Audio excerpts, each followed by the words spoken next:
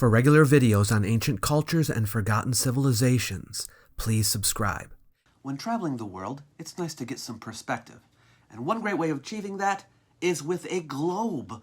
Globes provide an enhanced sense of context and geographical literacy, which is beneficial to have whether you're a traveler or not. And I especially like Mova Globes, the sponsor of today's video.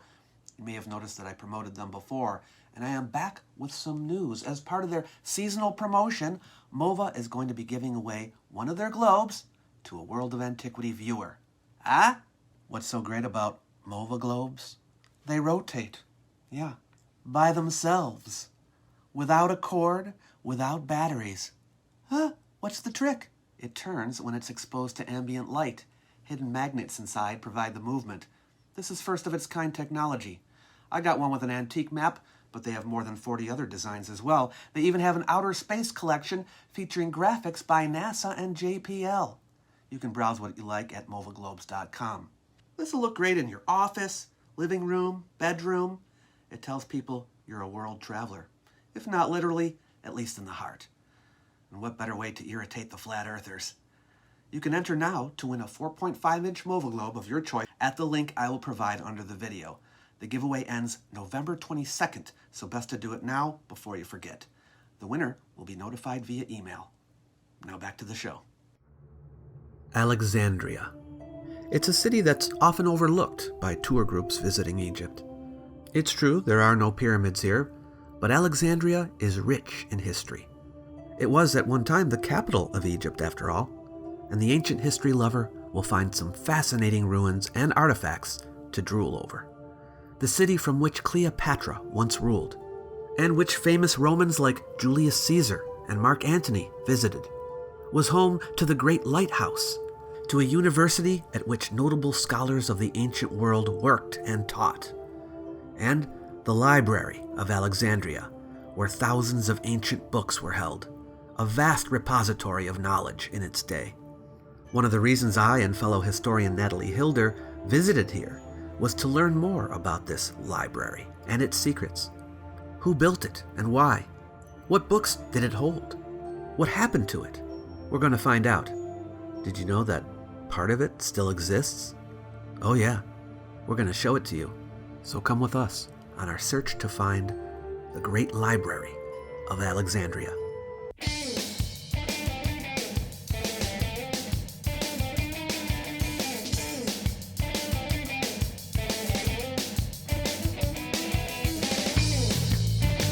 Welcome to the Antiquities Travel Guide, a helping hand for visiting historic places.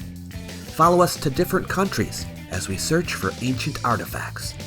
If you too wish to explore the ancient past through travel, we'll help you plan where to go, what to see, and how best to enjoy what you encounter. In this series of the ATG, you can accompany Natalie and me on our trek through Egypt, homeland of the ancient Egyptians, Cushites, Libyans, Asiatics, and Greeks. Come on, let's go.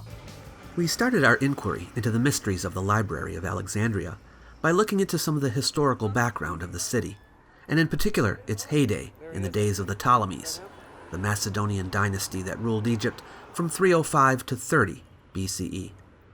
So we headed over to the Alexandria National Museum in the heart of town. Housed in a renovated Italianate mansion and built around a beautiful garden, the museum holds about 1,800 artifacts from the city's ancient past.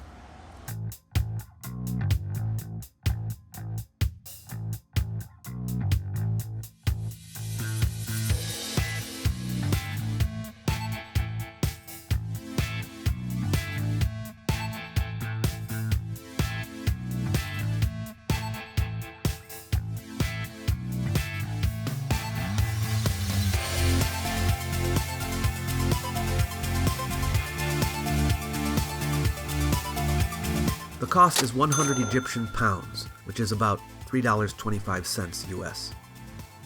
Near the entrance are fabulous objects that were retrieved from under the sea by underwater archaeologists. Artifacts not only from Alexandria, but also the nearby sites of Heraklion and Canopus. As you may know, Alexandria and other coastal cities are now partly underwater. Each floor is dedicated to a different era in Egypt's history. The main floor exhibits artifacts from the Hellenistic and Roman periods. This wonderfully preserved stela is the decree of Nectanebo I, Egyptian name Nakht-Nebef, who reigned from 358 to 340 during the 30th dynasty, shortly before Alexander the Great's conquest of the country. The stela was part of a temple in Herakleion, and it had a twin in a temple in Naucratis, which was found in the late 1800s. The contents are about tax money being given to the priests. But I mean, it is like perfect. It's got one broken corner. That's about it. Everything else It's beautiful. is just like It is perfect. new. A king would put up a decree or something, official announcement, a proclamation, or whatever. You can see that this is written vertically here, but hieroglyphs, they can be from left to right or right to left. Mm-hmm. And the way you can tell the direction is the way that the hieroglyphs are facing. So let's say this was the first one, this would be from left to right, but if it was this one here, if this was the first one, it would be from right to left, but here you can see that this is vertical, the way it's written, yeah. I was just looking at the master craftsman here, like look at the knees and everything. It's all, the ankles are It's sticking so out. detailed. Yeah, you can see the kneecap and everything. Yeah. So this is the red crown of Lower Egypt. You can see it here. But the Upper Egypt crown, it's kind of more like this kind of shape, and it's white. So if it's the pharaoh, the lord of the two lands, he would be wearing the double crown. That's right. Yeah. Yeah, that's right. That's right. This is lower and upper. There you go. This is actually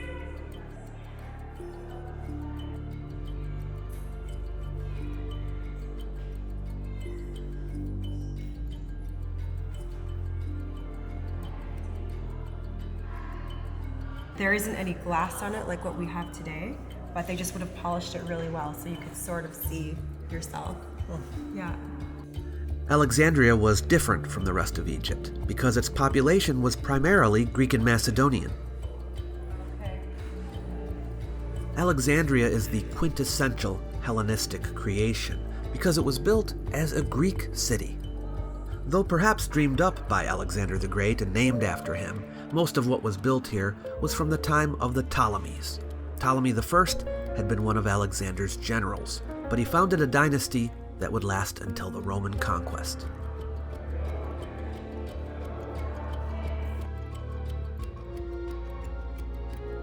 There's the Roman Emperor Caracalla in pharaoh's garb. But this is Caracalla, dressed like a pharaoh. I never even knew. That's so fascinating. Except you can still see the Greek characters. It's sort of like a melding of the two. Yeah.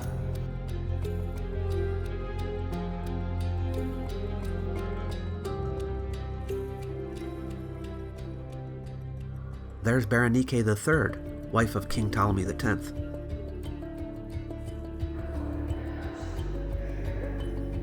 The hybrid Greek-Egyptian god Serapis.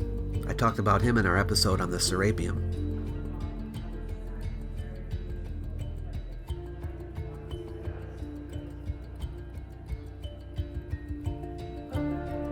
One of the things you'll notice about statues of the Ptolemies and their depictions in reliefs is that they are often dressed as pharaohs. This was to appeal to the Egyptian population. There also was a Greek population in Egypt, especially here in the capital city. They didn't recognize the Ptolemies as pharaohs. They were simply kings. So the government had to appeal to two different crowds, and this gave it kind of a split personality. The first floor is dedicated to the dynastic period.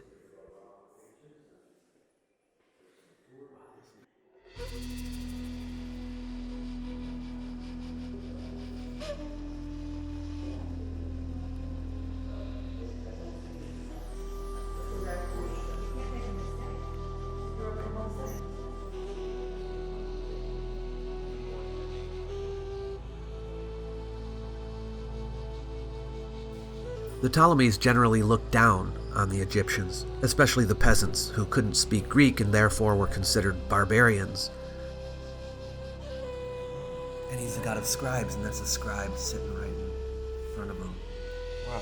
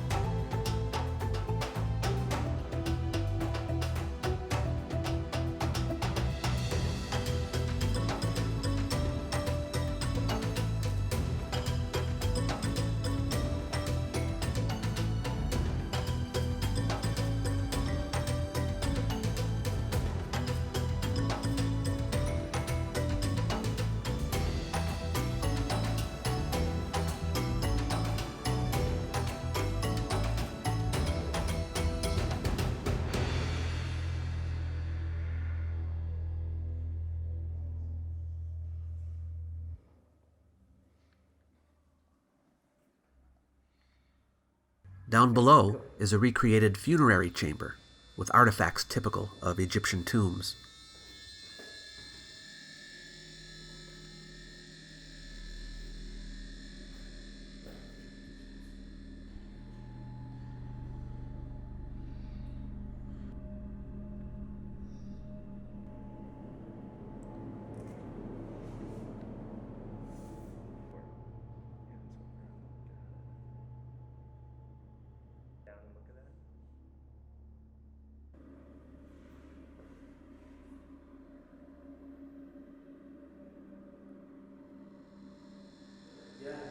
Why do they do it that way, do you know?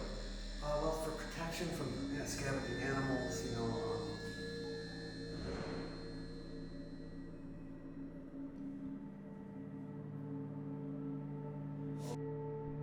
In these jars.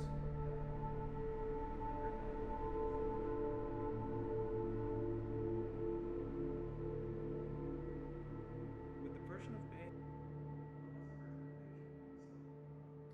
The museum is not very big, but the collection is impressive, so if you are an ancient history enthusiast in Alexandria, I recommend it. After that, we met up with Ehab, the guide who has been with us this whole trip. His scheduled time with us was complete, but he enjoyed our company so much, he decided to hang out with us today too. We picked up some street food on the way to our next destination. The Greeks and Macedonians were the elites in Ptolemaic society. But the Ptolemies did want to be considered legitimate rulers to the Egyptians, so they participated in Egyptian ceremonies and rituals and gave money to the temples. Some kings even went so far as marrying their sisters. Ptolemy II was the first to do so, marrying his sister Arsinoe II, because this had been a custom in Egypt. But I should add that Greek gods also had incestuous relationships, and the Ptolemies were trying to imitate divinities, so that may be part of it too. Foreigners lived in Egypt under the Ptolemies too, and some of them, those that were fully Hellenized, would even serve in the court. One large community of foreigners that lived here in the city was the Jewish people, who resided in the northeastern quarter.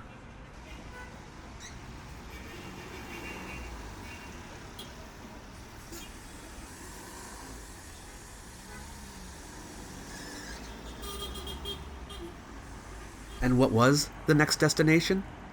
The Library of Alexandria. But not the ancient one.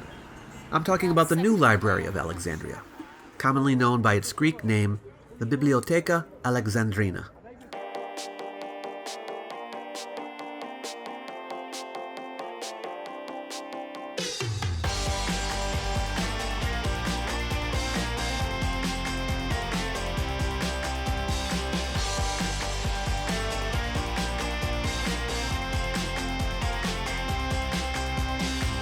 No, I didn't trick you.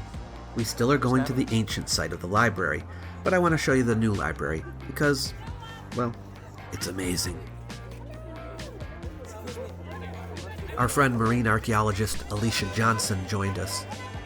The admission price is 150 Egyptian pounds, but I recommend the all-inclusive ticket, which gets you into the museums too, for 300 Egyptian pounds. That's just under $10 US. The feeling that you get from this place is probably very similar to the feeling ancient scholars and students got when they visited the original library.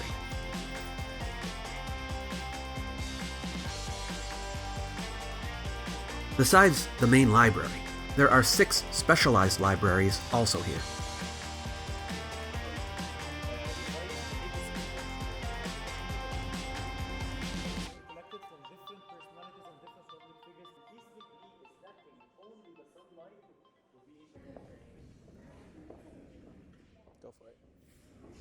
But this place is more than a library. There are also 4 museums. The Manuscripts Museum holds many valuable ancient and medieval manuscripts.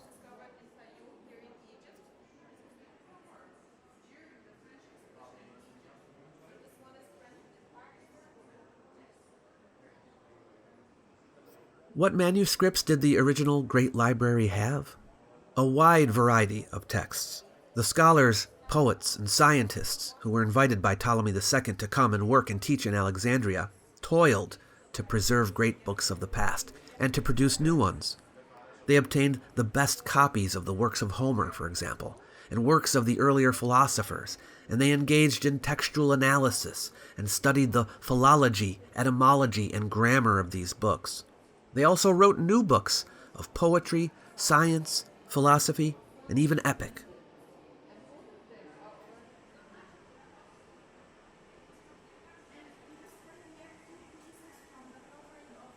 And there also is an antiquities museum, which holds ancient artifacts that were recovered right in the vicinity of the library, on land and underwater.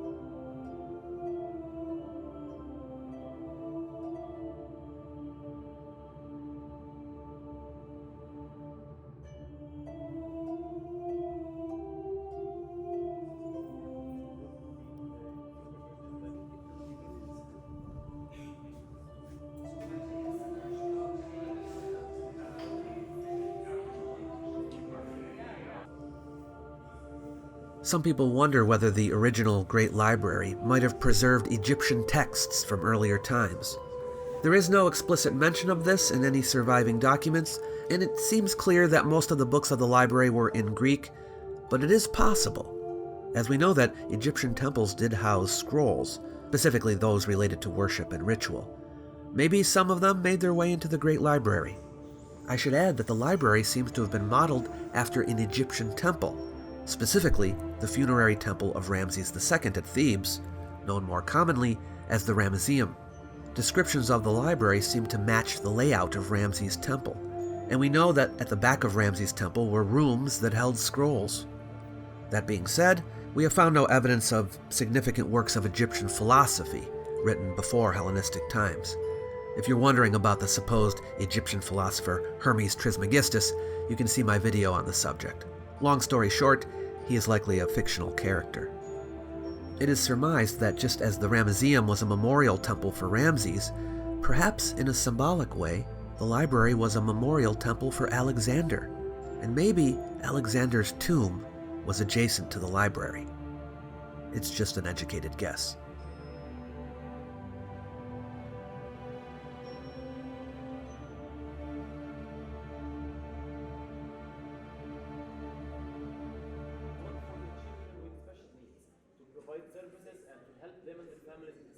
I can't recommend a visit to the Bibliotheca Alexandrina enough. It will impress you. The library gets about 1.5 million visitors each year and hosts a number of academic organizations and projects. From what I understand, they are digitizing more manuscripts than any other library on the planet. There's an arts center, art galleries, a planetarium, an exploratorium for kids, Vista, a virtual reality environment used to examine objects in 3D, and much more.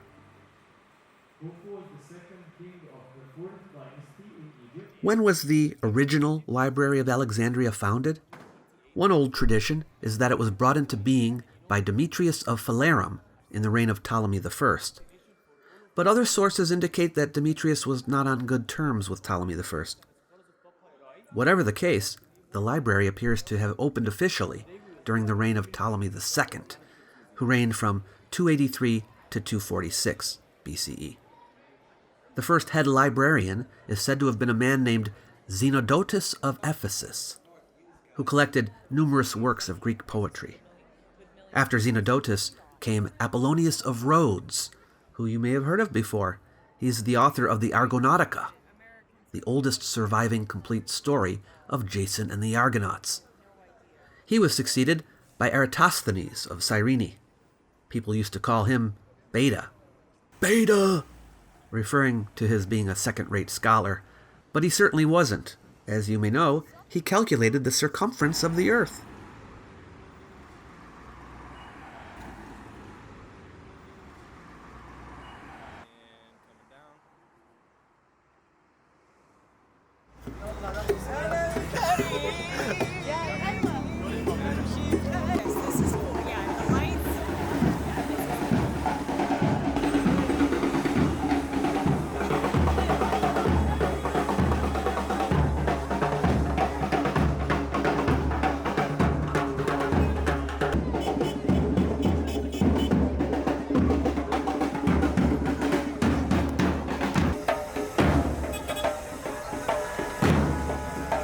Seeing as there is a modern city sitting on the ancient site, there isn't much of the ancient city left. But if you know where to go, there are remnants you can find. One of the best spots is Kom el-Dika, which is where we went the next morning. Okay, check this out. We are in the heart of downtown Alexandria at Kom el-Dika, the remains of a Roman theater here. And this is the center of town. This is the civic center of Alexandria during the late antique period. So this will be in later Roman times. And they had all kinds of interesting events here, conferences, I think different kinds of athletics. My personal favorite is the chariot races. So we're going to go inside and check it out.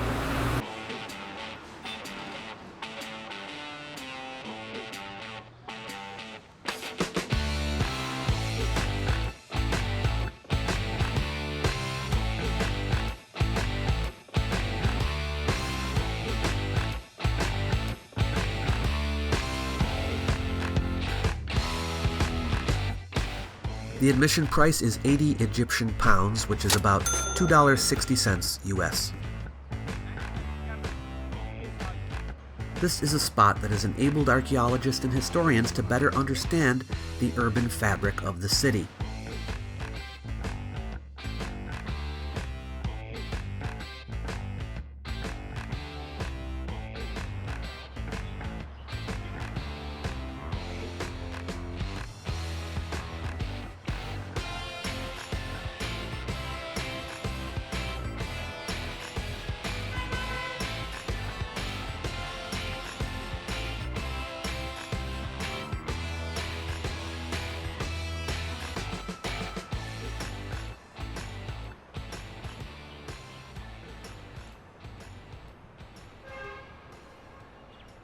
During the first 3 centuries of the Common Era, this was a high-end residential area, and there are still remains of some colorful floor mosaics, wall paintings, and sculptures from this time.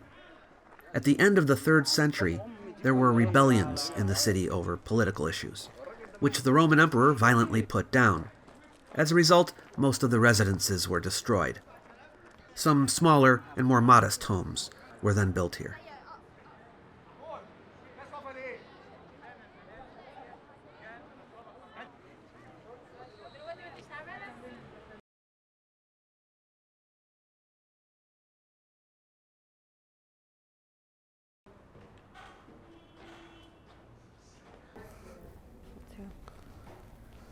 Look at the animals, the birds here. Yeah, the birds are.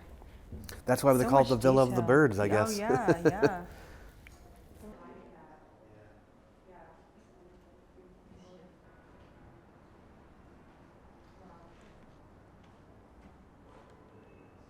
Thinking of what it would have looked like when it was new, the colors would have been so bright. So this was a villa that was built in the time of Hadrian. It was destroyed by fire, but it's underneath kind of the city that we've been walking through, which is from slightly later. And the floor survived remarkably well, actually. You can, it's incredible. Yeah. I mean, here you see some dark marks, and I'm not sure how much of that is natural weathering or maybe fire as well, but over here it just looks immaculate pretty much. The colors are still so bright. Yeah.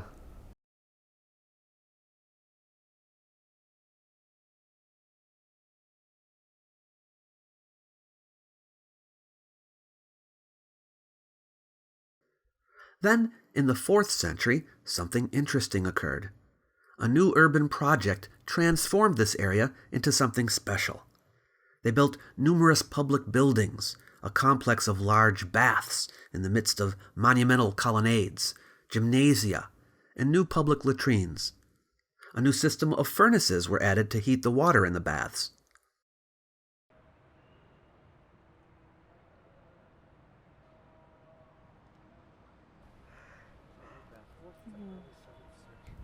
Large late Roman bath, 4th to early 7th century.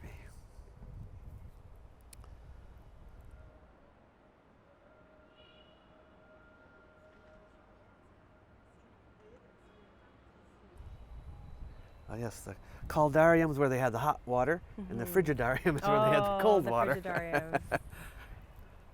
It's just like what we were talking about you go into the hot water and then you go into the cold water. Yeah, the hot and cold. People do that today for health reasons, right? Oh yeah, you can see the whole inner part was made out of red brick.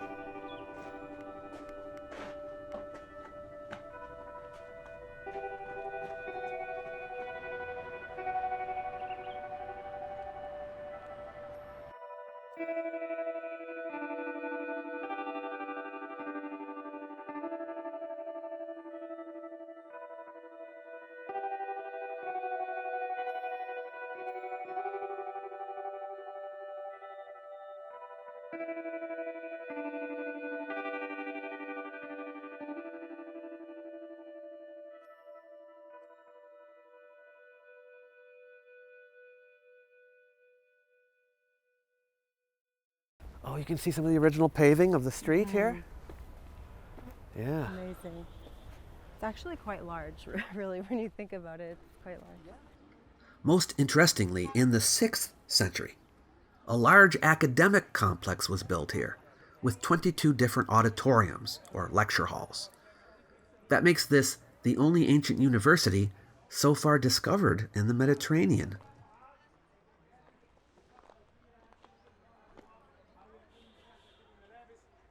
These granite columns here, this is Aswan granite. We talked about this a little bit in my Baalbek video. The Romans had quite the granite industry, but Egypt supplied them with some of the best single granite columns that there were. And you can see they erected them here.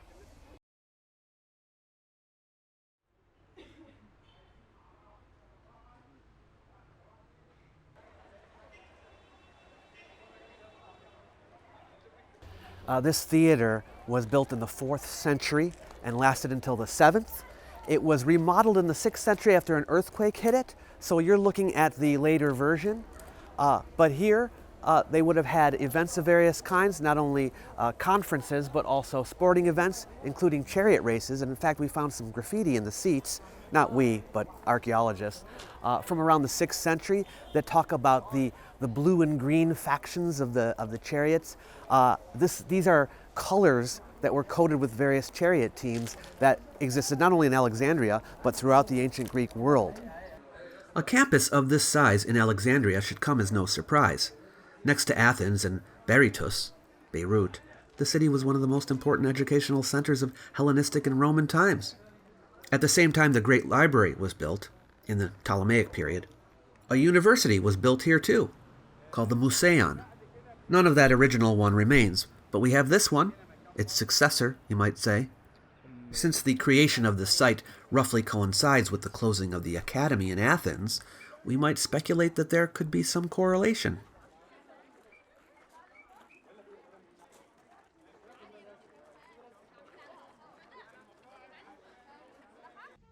The Museion and library were connected with one another, and stood within walking distance of the place we just were. Unfortunately, the Museion and library are completely gone. What is not gone, however, is one of the satellite branches of the library, and that is where we are headed. We took an Uber to get there. But before that, we have one more stop to make, which is on the way, and I have to say, if you're going to visit any of the ancient ruins in the city, this should be at the top of your list. I'm referring to the Catacombs of Kom el-Shuqafa.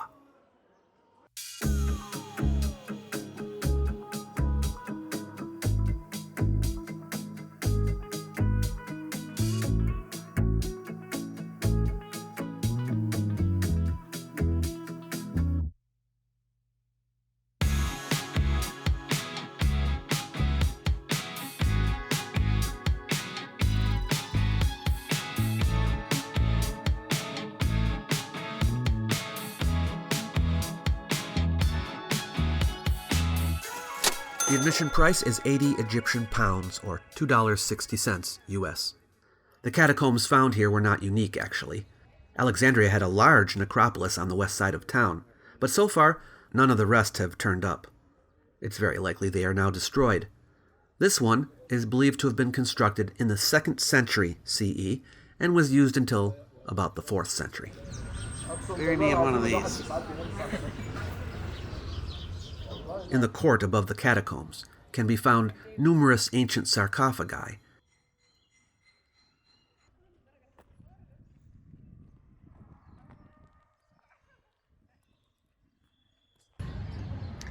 Red Aswan granite from the Roman period. Look at what fine work they did at this time. Beautiful.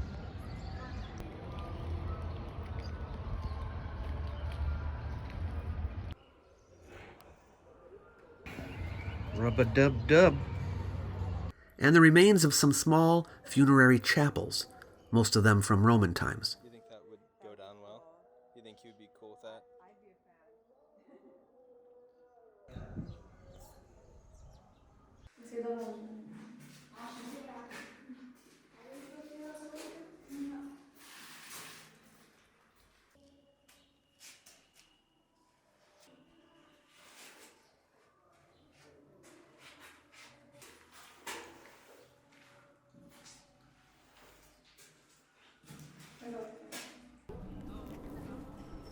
Wow, upper, middle, and lower levels. So the lowest is the dotted lines. The catacombs themselves were topped with a large funerary chapel. Only remnants remain. From there, a round shaft descends into the ground. It has a stairway going around it. It is believed that the shaft was used as an easy way to lower bodies down into the catacombs. It would have been a pain carrying them down the stairs.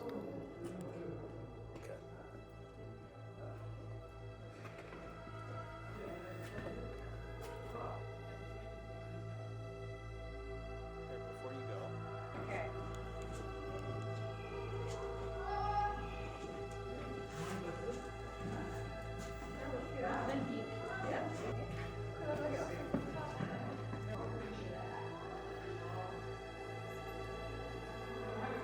There's a rotunda room a little ways down.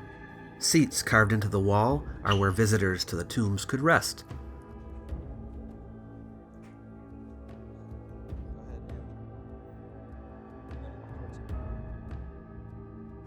From the rotunda, through a hole in the wall, is a set of tombs.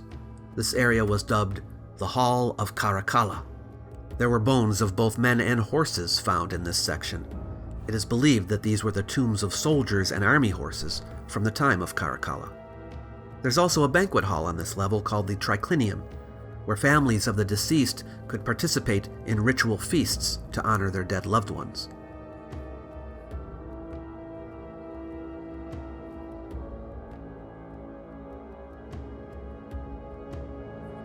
Heading down to the middle level is the coolest part of the complex. In the center is a section designed like a Greek temple. On either side of it is a large complex of tombs. We are in the Kom el-Shuqafa catacombs. Its name means hill of shells, which is because of all of the pottery that's scattered throughout the area. And there's a myriad of different corridors and tunnels that you could easily get lost in.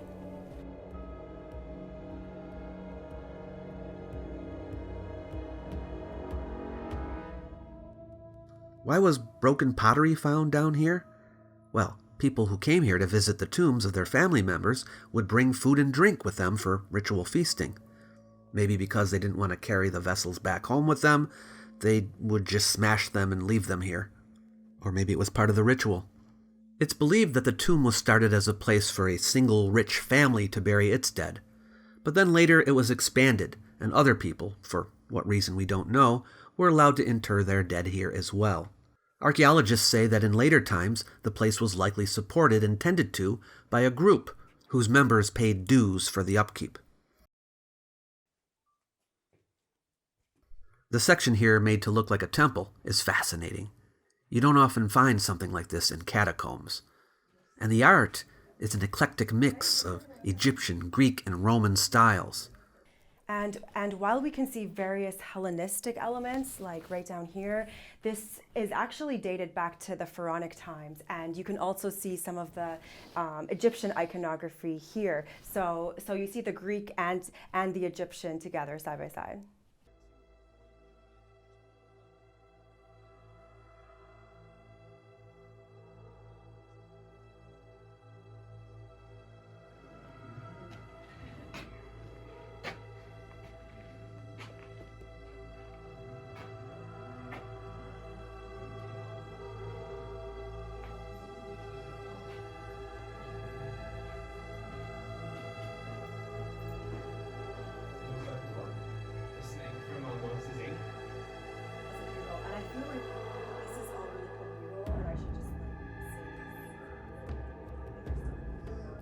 The serpents carved in the wall were meant to guard the tomb. Each is an agathos daimon, or good spirit, in Greco-Egyptian religion. Notice that they wear the Egyptian double crown. On one side they hold a kerkeon, a winged staff from Roman iconography, and a theris, a pine cone staff from Greek iconography. This mixture of styles is seen even in the tombs, as some are made to hold cremated remains, according to Greco-Roman practice, and others are meant to hold sarcophagi for mummies, according to Egyptian practice. The catacombs go down another level, but unfortunately, the lower section is now underwater.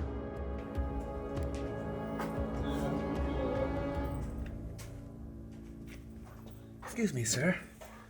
Do you know the way out?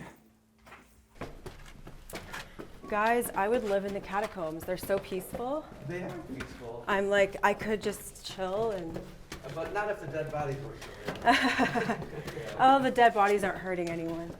They're just resting, like what I would be doing too. But then it was time to go see what is left of the ancient Library of Alexandria. In order to do that, we need to find the Serapeum. You probably have heard of the Serapeum of Saqqara. We did an episode on it.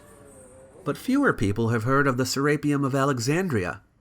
It's within walking distance of the catacombs.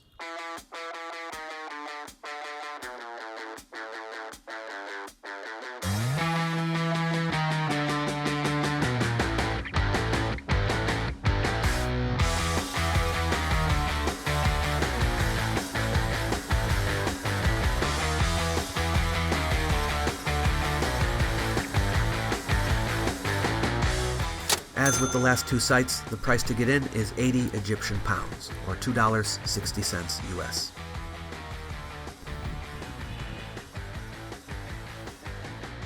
A Serapeum, as you may know, was where the Greco-Egyptian god Serapis was worshipped. The Serapeum of Alexandria was built in the 3rd century BCE by the architect Parmeniskos, under the patronage of Ptolemy III. Well, Ptolemy Euergetes, as he was called, also had a satellite library made here at the Serapeum as an extension of the Great Library. This was when Aristophanes of Byzantium was head librarian. This site is marked by that massive red granite pillar. Now, everyone calls it Pompey's Pillar. It was a name that medieval travelers gave it, but it's not Pompey's Pillar. It has nothing to do with Pompey. It's actually a pillar dedicated to the Roman Emperor Diocletian, and it was erected in 298 CE after he saved the city from a famine by suppressing an uprising. The column is estimated to weigh 285 tons. The fact that it is known to have been added to the Serapeum in Roman times shows very clearly that the Romans were able to move objects this heavy and erect them. We have numerous examples around the Mediterranean. The name Publios, Eparch of Egypt, appears in an inscription on the base. We know this man was prefect here at some point between 297 and 303, so this helps us to date the column. Because the inscription is damaged, someone read Pompeios instead of Publios, and that is how the wrong name got attached to it.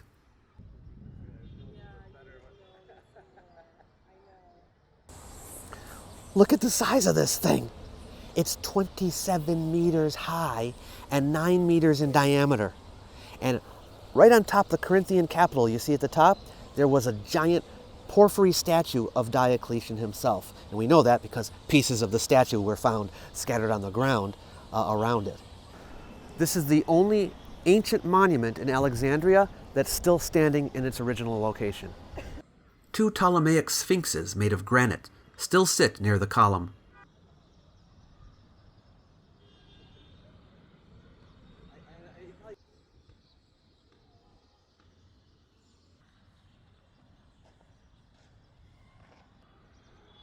You can see the remains of the Serapeum, but not much is left above ground. Ah, but did you know that there are tunnels and storerooms below ground? Down there is where we believe books of the Great Library were held. Let's take a look.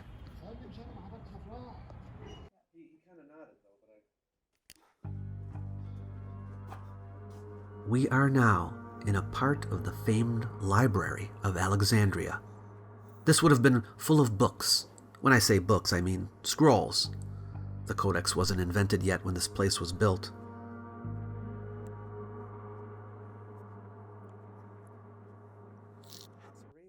A statue of the Apis bull, one of the incarnations of Serapis.